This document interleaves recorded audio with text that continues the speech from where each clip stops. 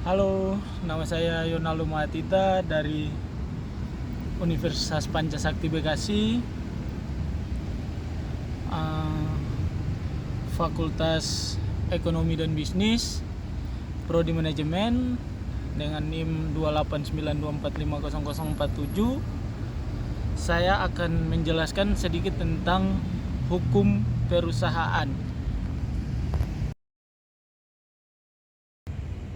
Selanjutnya kita akan masuk dengan pembahasan. 1. Pendahuluan.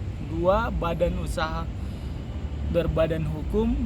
3. Badan usaha tidak berbadan hukum. 4. Administrasi perusahaan.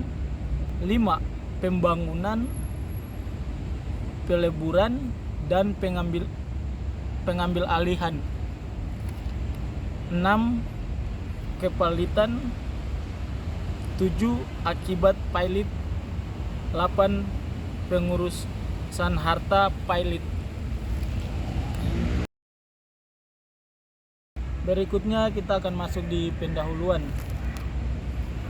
Di Indonesia dapat dijumpai beragam bentuk-bentuk badan usaha, yang sebagian besar adalah merupakan bentuk badan usaha peninggalan zaman pemerintahan Belanda, yang beberapa diantaranya telah diganti dengan sebutan dalam bahasa Indonesia. Namun demikian masih ada sebagian yang masih menggunakan nama aslinya, misalnya firma dan CV.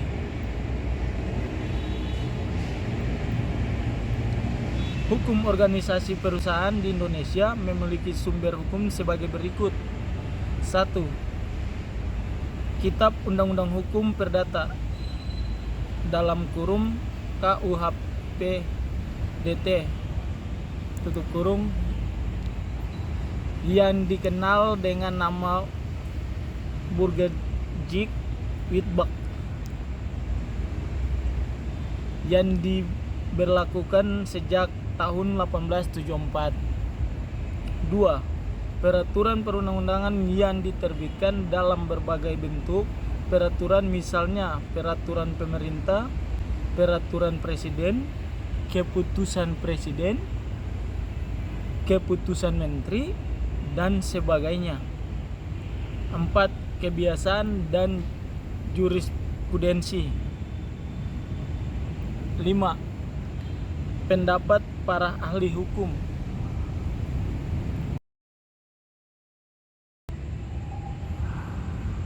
Selanjutnya kita akan membahaskan badan usaha perbedaan hukum.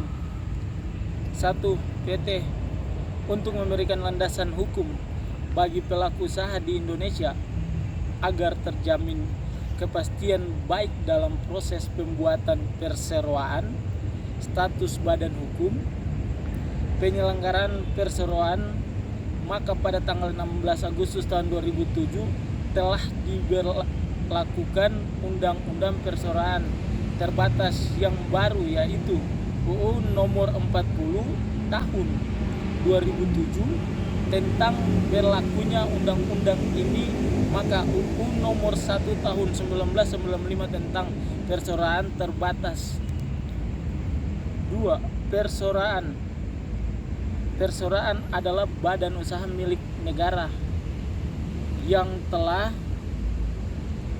bentuk berdasarkan Undang-Undang Nomor 9 Tahun 1969 yang terbentuk perseroan terbatas yang seluruh atau paling sedikit 51% saham yang dikeluarkannya dimiliki oleh negara melalui pernyataan model secara langsung. Sehubungan dengan pernyataan model yang disebutkan di atas, ditentukan bahwa setiap penyertaan modal negara ke dalam modal saham perseroan terbatas ditetapkan dengan peraturan pemerintah yang memuat maksud pernyataan dan besarnya kekayaan negara yang dipisahkan untuk pernyataan modal tersebut. 3. Yayasan. Sebelum diberlakukan Undang-Undang Nomor 16 Tahun 2001, yayasan-yayasan dapat didirikan dengan sangat mudah dan melakukan kegiatan dengan sangat bebas tanpa perlu melaporkan kondisinya kepada suatu instansi. Pada masa ini, yayasan pada umumnya disalahgunakan untuk mencari keuntungan yang besar karena belum ada ketentuan yang mengatur. Hanya dengan modal secukupnya, seseorang atau beberapa orang dapat mengajukan permohonan untuk mendirikan yayasan. Dan selanjutnya kita akan menjelaskan sedikit secara instan tentang koperasi.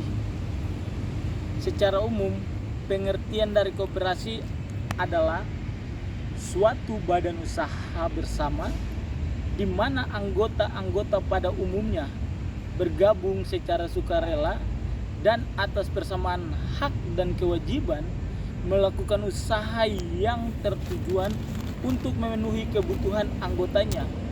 Bentuk koperasi sendiri telah memiliki dasar hukum, yaitu Undang-Undang Nomor 25 Tahun 1992 tentang Perkoperasian yang memberikan pengertian koperasi sebagai badan usaha yang beranggotakan seorang atau badan hukum koperasi dengan melandaskan kegiatan berdasarkan prinsip koperasi sekaligus sebagai gerakan ekonomi rakyat yang berdasarkan atas asas kekeluargaan. Tujuan utama dari koperasi yaitu untuk membangun perekonomian rakyat. Koperasi yang keanggotaannya bersifat sukarela dan terbuka memiliki ciri khas yaitu selalu diawasi oleh para anggota yang mempergunakan jasa-jasa koperasi, dan dengan adanya persamaan hak dengan kewajiban yang menunjukkan dasar-dasar koperasi yaitu demokrasi. Mengenai pembentukan koperasi dibagi menjadi dua, yaitu koperasi primer yang dibentuk oleh minimum 20 orang dan koperasi sekunder yang dibentuk oleh minimum 3 koperasi. Pembentuk koperasi ini sendiri dilakukan dengan adanya akta pendirian yang memuat anggaran dasar, dan akta pendirian tersebut harus dilakukan oleh pemerintah agar koperasi tersebut memperoleh status badan hukum. Selanjutnya kita akan memasuki badan usaha yang tidak berbadan hukum. Persekutuan perdata diatur dalam pasal 16, 18, dan 1652 KUH. Perdata, definisi dari persekutuan perdata adalah suatu persetujuan di mana dua orang atau lebih mengikatkan diri untuk memasukkan sesuatu ke dalam persekutuan dengan maksud untuk membagi keuntungan yang terjadi karenanya. Apa yang dimaksud dengan firma? Firma adalah bentuk permitraan yang umumnya digunakan dalam bidang komersial seperti usaha perdagangan dan pelayanan. Firma diatur dalam Kitab Undang-Undang Hukum Dagang bab ketiga bagian kedua pasal 16 sampai 35. Ketentuan tentang persekutuan perdata dalam KUH perdata juga berlaku untuk firma. Yes. Selanjutnya CV. Komanditer Venture atau CV bisa disebut perseroan. Komanditer adalah suatu perusahaan yang didirikan oleh satu atau beberapa orang secara tanggung-menanggung, bertanggung jawab untuk seluruh atau bertanggung jawab secara solider dengan satu orang atau lebih sebagai pelepas uang. CV adalah permitraan yang terdiri dari satu atau lebih mitra biasa dan satu atau lebih mitra diam. Mitra komoditer kontribusi hanya modal untuk pemerintahan dan bertanggung jawab hanya sebesar kontribusinya. Pendirian suatu CV bisa dilakukan secara tertulis atau secara lisan, baik dengan akta otentik ataupun di bawah tangan. Juga tidak ada suatu keharusan untuk melakukan pendaftaran dan pengumuman dalam Berita Negara Republik Indonesia, namun sebaiknya untuk kapasitas hukum pendirian CV dengan akta otentik serta didaftarkan dan diumumkan dalam Berita Negara Republik Indonesia. Selanjutnya kita akan masuk dengan administrasi perusahaan. Wajib daftar perusahaan. Pendaftaran atau daftar perusahaan merupakan hal yang sangat penting karena merupakan daftar secara resmi yang dapat dipergunakan oleh pihak-pihak yang memerlukan. Dokumen perusahaan. Dasar hukum adalah UU Nomor 8 Tahun 1997 tentang dokumen perusahaan. Setiap perusahaan wajib membuat catatan sesuai dengan kebutuhan perusahaan. TDUP dan SIUP. Menjadi dasar hukum adalah keputusan pemerintahan perindustrian dan perdagangan RI nomor 408 garing MPP garing 10/1997. Perusahaan yang melakukan kegiatan perdagangan dengan nilai investasi perusahaan seluruhnya, dasar hukumnya adalah Peraturan Pemerintahan Nomor 24 Tahun 1998 tentang informasi keuangan tahunan perusahaan. Semua perusahaan, yaitu setiap bentuk usaha yang melakukan kegiatan secara tetap dan terus-menerus dengan tujuan memperoleh keuntungan dan atau laba, wajib menyampaikan laporan keuangan tahunan kepada Menteri Perindustrian dan Perdagangan.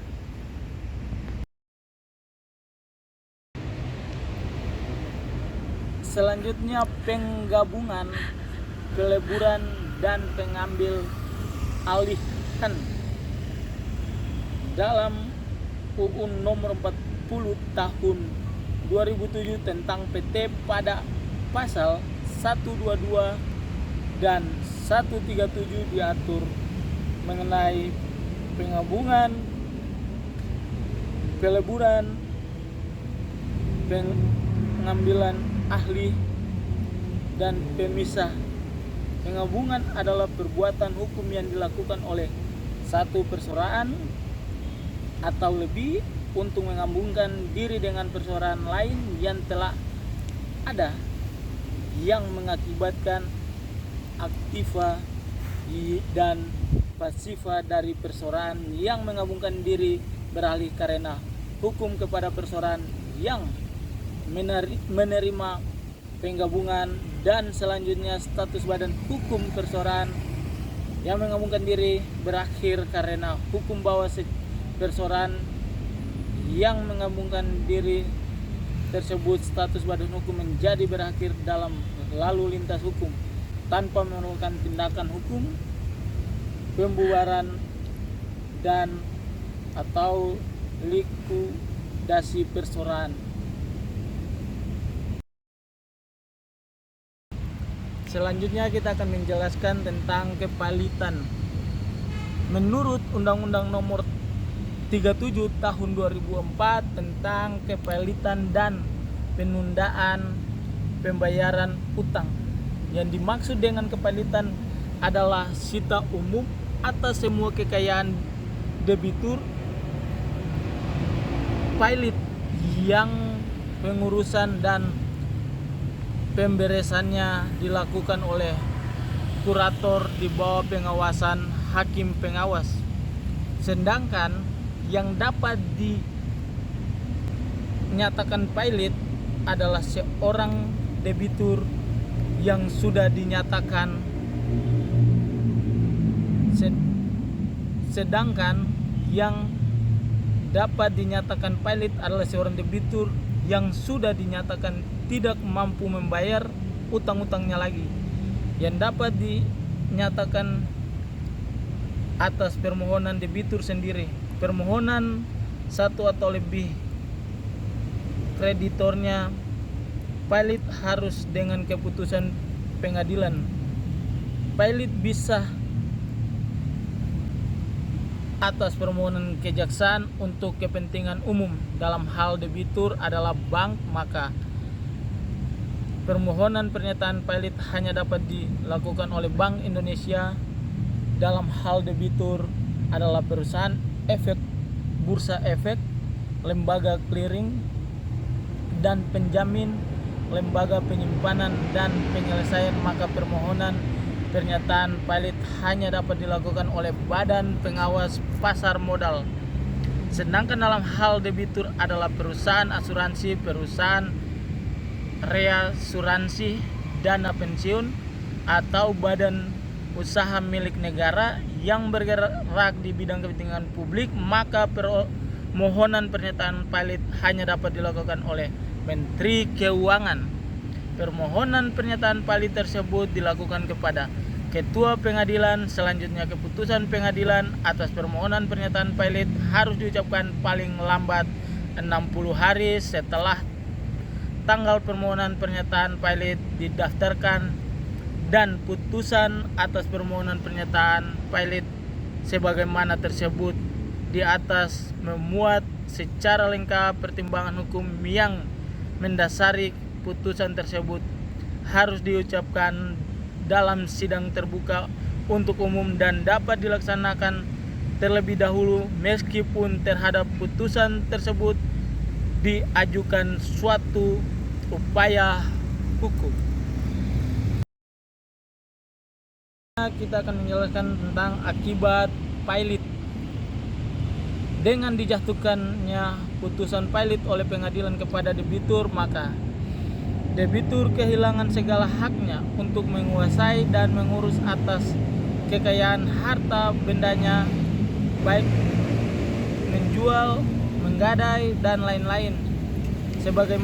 Sebagainya harta segala sesuatu yang diperoleh selama kepilitan sejak tanggal putusan pernyataan pilot diucapkan. Utang-utang baru tidak lagi dijamin oleh kekayaannya. Untuk melindungi kepentingan kreditur, selama putusan atas permohonan pernyataan pilot belum diucapkan, kreditur dapat mengajukan permohonan kepada pengadilan untuk meletakkan sita jamin terhadap sebagian atau seluruh kekayaan debitur, atau menunjukkan kurator sementara untuk menguasai pengelola usaha debitur dan pembayaran kepada kreditur,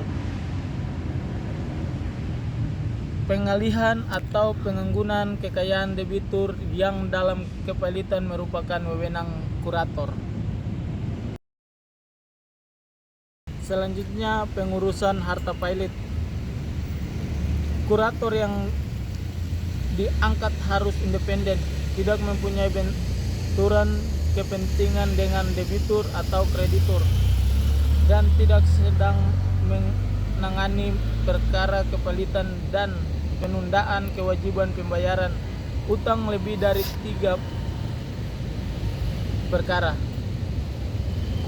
Kurator berwenang melaksanakan tugas pengurusan dan atau membesarkan atas harta pilot sejak tanggal putusan pilot diucapkan, meskipun terhadap putusan tersebut diajukan kasasi atau peninjauan kembali.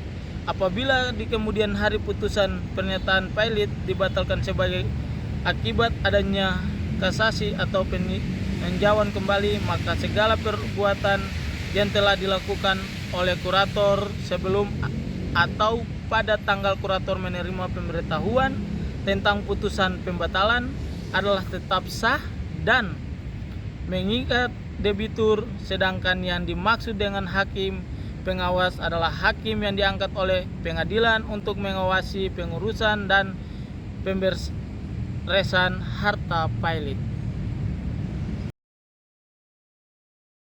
Sekian presentasi dari saya. Semoga presentasi ini dapat bermanfaat bagi kita semua. Selamat malam.